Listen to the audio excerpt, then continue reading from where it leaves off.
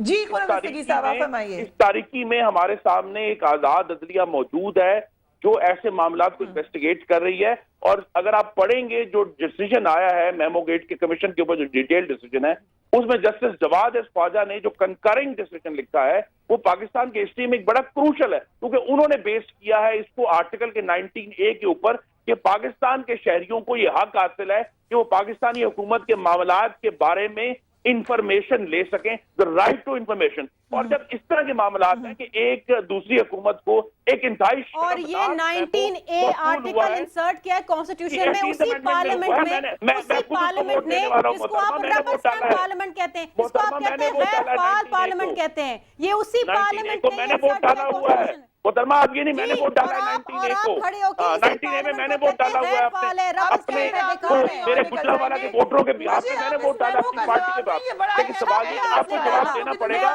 कि जब एक तरह का शर्मनाक मेमो लिखा गया है तो फिर शर्मनाक मेमो का जवाब भी तो देना हमें। आप जवाब नहीं दे रही हमें। अरे मैं जवाब क्या दूंगी, मंसूर एजाज यहाँ बैठे हुए हैं, आपका चहीता मंसूर एजाज आने को ही नहीं दे रहा है मुंह में। आप एक काम करें, वो जो आपके शहबाज शरीफ और नवाज शरीफ साहब जो पंजाब एलीट फोर्स फिरती है, आप उनको कह दें कि पंजाब एलीट फोर्स शायद वो आ जाए, आप उनको कहने पे आ जाए। और आप शमीला फारूकी साहब और रशीद साहब और हाफिज साहब, एक मिनट में वक्फा ले रही हूँ, हम एक छोटी सी ब्रेक लेंगे, उसके बाद दोबारा मेमो गेट के मामले पर आएंगे। हम कोशिश करेंगे कि हम माजी की बातों में ना जाएं।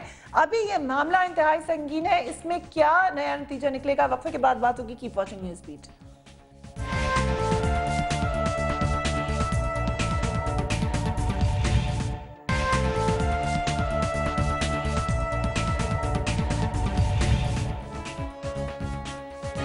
Welcome back. हम बात करें मंसूर एजाज और हुसैन हक्कानी की। आपको थोड़ा सा बैकग्राउंड बताते चले। मंसूर एजाज साहब के बारे में अभी शमीला साहिबा भी बात कही थी कि हम उनके बैकग्राउंड में नहीं जाते, थोड़ा सा बता दें आपको। मंसूर एजाज मुतअद्दिद टीवी चैनल्स के लिए बतौर तज्जियाकार काम करते रहे हैं। उन्होंने खवातीन की काबिल एतराज़ रेसलिंग में कमेंट्री के फ़राइज़ सर अंजाम दिए। वो वीडियो आजकल यूट्यूब पे मुख्तलिफ जगहों पर मौजूद है, उसी का जिक्र शमीला फारूकी साहबा ने किया। मंसूर एजाज बेनज़ीर भुट्टो की हुकूमत गिराने के बारे के लिए भी मुबैना साजिशें करते रहे हैं। हुसैन हक्कानी ने मुबैना मेमो के लिए देरीना दोस्त मंसूर एजाज से रब्ता किया। मंसूर एजाज ने फाइनेंशियल टाइम्स में आर्टिकल लिखकर खुद ही मेमो का राज फाश किया। मंसूर एजाज दौलत कमाने के लिए मुख्तलिफ तरह की खुफिया और मजमूम कार्रवाइयों में मुलविस रहे हैं। मंसूर एजाज की क्रेसेंट इन्वेस्टमेंट कंपनी ने 2001 में PTCL को खरीदने की पेशकश भी की। Mansoor Ejaz United Nation Plaza 1 में वाक़ई पेंट हाउस को मुख्तलिफ पार्टियों से खुफिया डीलिंग के लिए इस्तेमाल करता था। मंसूर एजाज की पहली बीवी ने कहा कि वो उन्हें मशकूक किरदार की वजह से छोड़ रही हैं। मंसूर एजाज का खालिद ख्वाजा से भी करीबी राब्ता और दोस्ती थी। मरहूम खालिद ख्वाजा से बेनज़ीर भुट्टो ने हमेशा उन्हें एक नाकाबिल एतबार शख्स का टाइटल दिया। उसामा के कत्ल के बाद मंसूर एजाज ने पाकिस्तानी अफवाज पर कीचड़ उछालने की भी कोशिश की।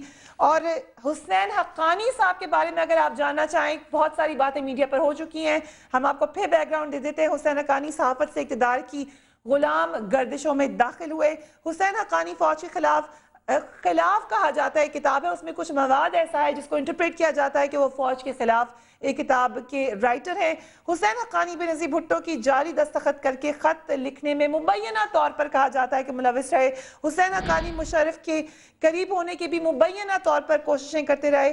सफ़ी बनने के बाद हुसैन हक्कानी साहब ने अमरीकियों को मुबैना तौर पर अपनी मर्जी से वीज़े दिए। हुसैन हक्कानी साहब पर पाकिस्तान से ज़्यादा अमेरिका का वफादार होने का भी इल्ज़ाम लगाया गया।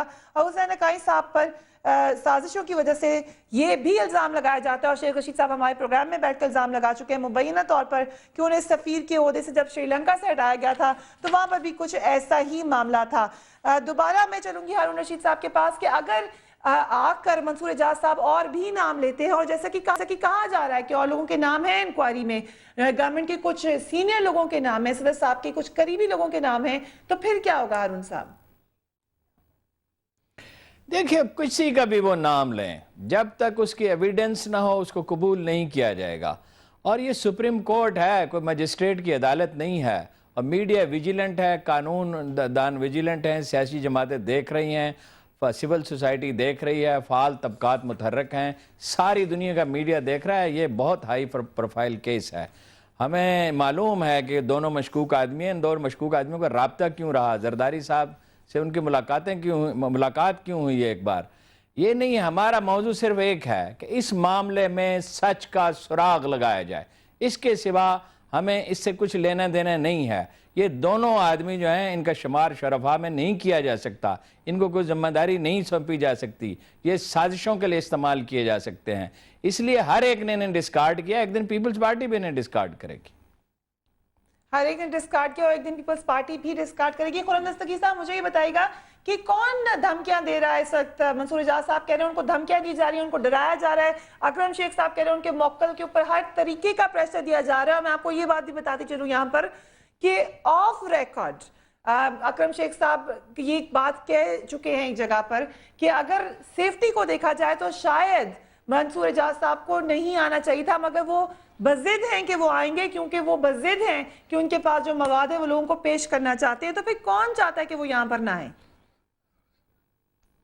जी, ये तो मैं नहीं जानता कि कौन चाहता है कि वो यहाँ पर आए, क्योंकि वही लोग चाहेंगे कि मंसूर एजाज यहाँ ना आए जिनके इक़्तिदार पर, जिनके मफादात पर ज़रब पड़ रही है। अगर मेमो केस का फैसला हकीकत के बुनियाद पर, एविडेंस की बुनियाद पर हो जाता है, और ये मैं फिर दोहराता हूं कि ऐसे मशकूक मामलात में ये असल तो जो एलिगेशन है वो हुकूमत वक्त पर है, क्योंकि जनरल जेम्स जोन्स जो नेशनल सिक्योरिटी एडवाइजर हैं प्रेसिडेंट ऑफ यूनाइटेड स्टेट्स के, वो मेरा और आपका मेमो तो कभी भी एक्सेप्ट करने के लिए तैयार नहीं होंगे, और कोई ऐसा मेमो आगे जो है जनरल माइक मलन को ट्रांसफर नहीं करेंगे जिसके बारे में उन्हें एटलीस्ट ये सेंस ना हो कि कुछ ना कुछ इसमें जो है बात जरूर है कि इसको आगे जाना चाहिए। वरना तो उनको, अगर मैं और आप इस तरह के मेमो लिखना शुरू कर दें और वो मेमो जो है आगे माइक मलन तक पहुंच जाए, ये मामला शुरू ही वहां से हुआ है। मैं आपके नाज़रीन को याद करा दूं कि 6 हफ्ते तो दोनों तरफ से डिनाइल आता रहा, सदर मुमलिकत की तरफ से भी और माइक मलन की तरफ से, कि ऐसा कोई मेमो नहीं है। जब माइक मलन ने इतराफ किया और उसके बाद जेम्स जोन ने इतराफ किया, तभी तो ये मामला आगे चला है कि क्या, और ये सवाल अभी तक खड़ा है कि ये हुकूमत पाकिस्तान में ये मामला क्या इसका कोई ताल्लुक है, और अगर कोई ताल्लुक है तो वो कितना ऊंचा जाता है, हमें इसका तयन करना है। और पूरी कौम को फख्र होना चाहिए, अल्लाह का शुक्र अदा करना चाहिए कि एक आजाद अदलिया मौजूद है जो वाकई जमहूरियत को सिर्फ इस बात पर जज नहीं कर रही कि कौन वोट लेकर आया, वो जमहूरियत को इस बात पर भी जज कर रही है कि जमहूरियत कानून के कितने ताबे है। और ये मेरा ख्याल में बेहतरीन इंतकाम है जमहूरियत का कि वो लोग जो वोट लेकर आए वो कानून के ताबे भी हों, उनके ऊपर कानून का इतलाक भी हो, उनके ऊपर आइन का इतलाक भी हो। और अगर ये क्लियर होता है कि उन्होंने कानून तोड़ा है, उन्होंने आइन तोड़ा है, तो फिर उसके मुताबिक जिस तरह क्रिमिनल लायबिलिटीज उनके ऊपर अट्रैक्ट होती है वो उनके ऊपर लगेगी। मगर नाम बहुत बड़े बड़े आ रहे हैं ना खुर्रम दस्तगीर साहब, and as opposed to that Mansoor Ejaz की क्रेडिबिलिटी भी क्वेश्चनेबल हो जाती है। शमीला फारूकी साहब, मुझे पता है आपने भी सुना होगा, एक बरतानवी रेडियो ने भी कहा कि पाक फौज में ये तासुर पाया जाता है।